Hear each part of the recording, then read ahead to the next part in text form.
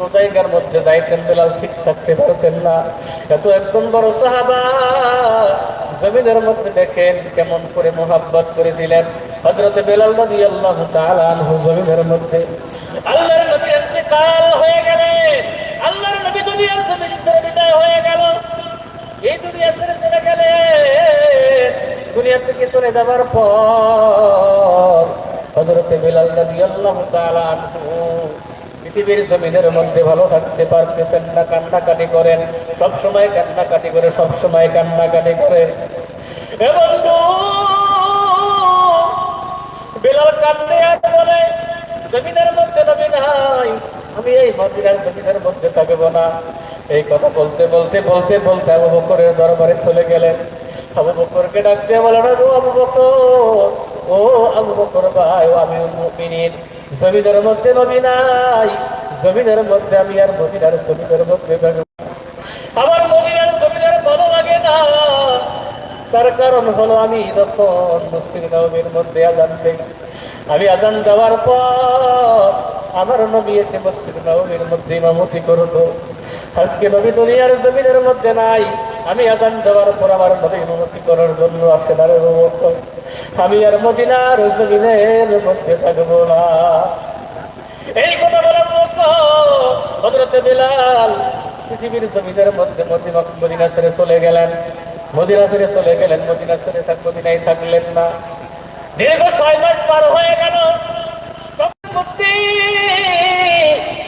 আল্লাহর নবী জনাবে মুহাম্মদ রাসূলুল্লাহ সাল্লাল্লাহু আলাইহি ওয়াসাল্লাম ডাক দিয়ে বললেন, ওরে বেলাল, দীর্ঘ 6 মাস হয়ে গেল রে বেলাল, তোমাকে আমি দেখতে পারি না। ও বেলাল, আজকে দীর্ঘ 6 মাস হয়ে গেল, তোমাকে আমি দেখতে পারি না রে বেলাল। আমাকে দেখার জন্য হযরত আবু বকর আসে, আমাকে দেখার জন্য হযরত ওমর আসে, আমাকে দেখার জন্য হযরত ওসমান আসে, আমাকে দেখার জন্য হযরত আলী আসে, সকল সাহাবা আসে। বেলাল, আমি তো তোমাকে দেখতে পারি না, তোমাকে দেখার জন্য আমার মন ব্যাকুল হয়ে আছে। এমন স্বপ্ন যখন দেখলেন, স্বপ্ন ভেঙে গেল। স্বপ্ন ভেঙে যাওয়ার পর হযরত বেলাল রাদিয়াল্লাহু তাআলা আনহু আর ঠিক থাকতে পারতেছেন না, হুক হুক হুক হুক করে কাঁদতেছেন। ওই অবস্থায় আল্লাহর নবীকে দেখার জন্য ওই জায়গা থেকে এমন এক দৌড় দিছে, দৌড়াইতে দৌড়াইতে একদিন পার হয়ে গেছে। একদিন পার হয়ে যাওয়ার পর আল্লাহর নবীকে দেখার জন্য যখন মদিনার জমিনের মধ্যে পা রাখছেন, পা রাখার পর আল্লাহর নবীর সাহাবা হযরত বেলালকে দেখে সত্য সত্য বাচ্চারা মাকে গিয়ে বলতেছেন, ও মা, দুনিয়ার জমিনের মধ্যে বেলালকে আজকে দেখতে পাইলাম মদিনার জমিনের মধ্যে, মনে হয় আজকে মদিনার জমিনের মধ্যে মসজিদে নববীর আযান বেলাল দিয়ে দিবে। ধরে কোন সুবহানাল্লাহ। ও মা, আমাদের কি কাপড় পরিধান করাইয়া দাও, আমাদের কি কাপড় পরিধান করাইয়া দাও, আমরা সকলেই মিলে আমরা মসজিদে নববীর মধ্যে নামাজ পড়ার জন্য যাব। জোরে কোন সুবহানাল্লাহ। এদিকে হযরত বেলাল রাদিয়াল্লাহু তাআলা আনহু মসজিদে নববীর পাশে আল্লাহর নবী সাল্লাল্লাহু আলাইহি ওয়াসাল্লামের কবর মুবারক, মাজার মুবারক, ওই জায়গার মধ্যে গিয়ে আল্লাহর নবী সাল্লাল্লাহু আলাইহি ওয়াসাল্লামের কবর মুবারক ধরে ধরে ধরে করে কাঁদে আর বলে, ও নবী, জমিনের মধ্যে আপনারে বহুদিন ধরে দেখি না গো নবী, আমার মনটা বড় বড় খারাপ, আমি বহুদিন ধরে আপনাকে দেখি না গো নবী, দয়া করে আপনি আমার সামনে এসে দেখা দিয়ে যান। হযরত বেলালের কান্না দেখে সকল সাহাবারাও কাঁদতেছেন, সকল সাহাবারাও কাঁদতেছেন, হুক করে কাঁদতেছেন। এদিকে নামাজের সময় হয়ে গেছে।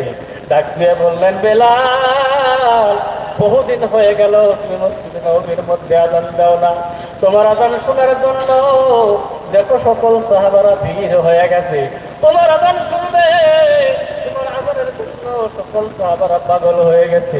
হে বন্ধু, জমিনের মধ্যে আল্লাহর নবী হযরত বেলালকে এত পাওয়ার কেন দিলেন? জমিনের মধ্যে বেলালের আযান শোনার জন্য সকল সাহাবারা এত পাগল কেন ছিলেন? জমিনের মধ্যে বেলালের আযান শোনার জন্য এত কেন পাগল ছিলেন? বন্ধু আমার, গভীর মনোযোগ দিয়ে শোনেন। হযরত বেলাল জমিনের মধ্যে এমন একজন সাহাবা ছিলেন, তিনি যখন মসজিদ নববীর আযান দিতেন আশহাদু বলতে পারতেন না, আশহাদু বলতেন, আশহাদু বলতেন, এমন করে যখন বলতেন স্পষ্ট হইতো না আযান। কিছু সংখ্যক সাহাবা আল্লাহর নবীর দরবারে গিয়ে বললেন, নবী গো, জমিনের মধ্যে আযান বেলাল ভালো করে দিতে পারে না গো নবী, দয়া করে বেলালকে আযান থেকে মুয়াজ্জিন থেকে নামটা কেটে দেন, বেলালকে মুয়াজ্জিন বাদ দিয়ে নতুন মুয়াজ্জিন নিয়োগ করে দেন। এমন করে বলার পর সাহাবাদের কথা শুনে আল্লাহর নবী সাল্লাল্লাহু আলাইহি ওয়াসাল্লাম ইশার নামাজের পর বেলালকে ডাক দিয়ে বললেন, বেলাল আজকে তুমি আযান দিতে পারবে না। আল্লাহর নবীর কথা শুনে হযরত বেলাল রাদিয়াল্লাহু তাআলা আনহুর মনটা খারাপ হয়ে গেল। ডাক দিয়ে বলল, নবী গো,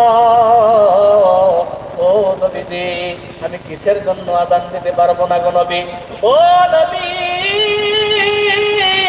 জমিনের মধ্যে আমি কি জন্য আযান দিতে পারবো না? আমার কারণটা বলেন হুজুর গো, আমার মনটা যেন কেমন করতেছে হুজুর। কাঁদতেছেন আর বলতেছেন। নবীজি ডাক দিয়ে বললেন, বেলাল তুমি আযান দেওয়ার সময় আশহাদু আশহাদু বলতে পারো না, আশহাদু বলো। আযান স্পষ্ট হয় না। সাহাবা আপনি দুনিয়ার জমিনের মধ্যে তোমার বিরুদ্ধে অভিযোগ করেছে, বেলাল তুমি কাল থেকে আযান দেবে না, নতুন মুয়াজ্জিন নিয়োগ করা হয়ে গেছে। হযরত বেলাল রাদিয়াল্লাহু তাআলা আনহু চোখ দিয়ে দর দর করে পানি ফেলায় আর আল্লাহকে বলে, আল্লাহ জমিনের মধ্যে আমি আশহাদু বলতে পারি না, আশহাদু বলি, এই দোষ তো আমার না, এই দোষটা হলো আর কথা কোন ঠিক না ব্যাটি?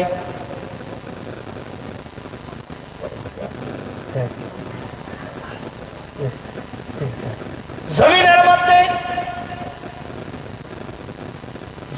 মধ্যে পৃথিবীর জমিনের মধ্যে আমি তো আশহাদু বলতে পারি না, এই তো দোষটা তো আমার না, তুমি আমাকে এমন করে বানাইছো বলে আল্লাহ। জমিনের মধ্যে আল্লাহ তুমি আমাকে এমন করে বানাইছো বলে জমিনের মধ্যে আমি এমন। ও আল্লাহ, এই দোষ তো আমার না গো আল্লাহ, আমি তোমার কাছে বিচার দিলাম, তুমি আমার বিচারটা করে দিও। করে কোন সুবহানাল্লাহ। সকল সাহাবারা বাসায় চলে গেলেন, হযরত বেলাল বাসায় চলে গেলেন। বাসায় চলে যাবার পর পৃথিবীর জমিনের মধ্যে ফজরের নামাজের সময় হয়ে গেছে। মুয়াজ্জিন, নতুন মুয়াজ্জিন মসজিদে নববীর মধ্যে ফজরের নামাজের আযান দিয়েছেন। আযান দেওয়ার পর, আযান যখন দিলেন, আযান দেওয়ার পর নামাজের জন্য অপেক্ষা করতেছেন। নামাজের সময় পৃথিবীর জমিনের মধ্যে আমরা এখন ঘড়ি ব্যবহার করি না ভাই? আমরা ঘড়ি ব্যবহার করি, কিন্তু ওই সময়ের মধ্যে কোনো ঘড়ি ব্যবহার ছিল না। ওই সময় সুবে সাদিক দেখে তখন নামাজের নির্ণয় করতেন। এবং যখন নামাজ সুবে সাদিকের অপেক্ষা করতেছেন, নামাজের সময়ের অপেক্ষা করতেছেন জমিনের মধ্যে, এবং এত অপেক্ষা করতেছেন, সময় পার হয়ে যাইতেছে, সময় পার হয়ে যাইতেছে, নামাজের সময় হয় না। ধরে কোন সুবহানাল্লাহ।